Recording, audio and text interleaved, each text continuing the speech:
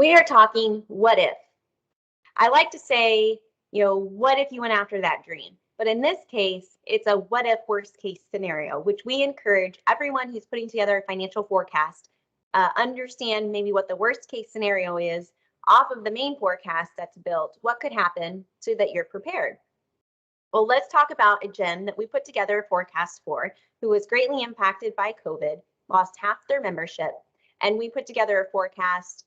Their main forecast built that membership base back up to pre-COVID levels, but then we built different scenarios off of that and understanding what if their membership base didn't return and what that looked like for them.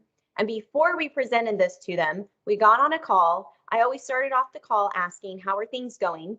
And they said, well, we're starting to talk about what happens if, like what happens. And they even almost didn't say like if they have to close the gym, but that's what they were thinking. So, what else do they do is what he said.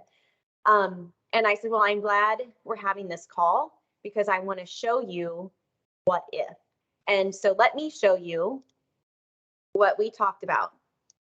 So we had put together for them a main forecast of their membership returning, and that is what is in the rusty red color here. And this is their cash balance. So we were working with them in the summer of 21 and where they were then, and if their membership base returns, what their cash looks like. And then we said, okay, well, what if your membership level doesn't return and you continue to operate as you are? And that's what this green line here is. And so this indicates that they're able to maintain their cash balance even if their membership base doesn't return, which was very positive, and that they weren't going to go out of business. Maybe they could make some changes that we hadn't talked about to impact this and make this increase. But at least it wasn't declining, which I think is what they were really worried about. And then we did some other scenarios for them as far as if they increased their member price, what that would look like. And then if they changed how they renewed their leases, they were renewing their equipment leases every 3 years.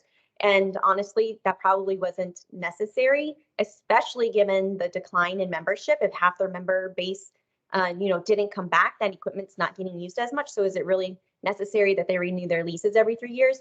So this orange line is renewing their leases every 5 years. And so this really showed what they could do, what's going to happen if their membership base doesn't return based on how they've been operating, and came off that call with some confidence that their business was going to survive. So what ifs, what ifs do we need to schedule out for you off your main forecast? What could happen in your business? It could be a dream, what if, it could be a better scenario, it could be a worse scenario to help you prepare for the worst. So if you're running forecasts, I encourage you to ask what if and forecast it out.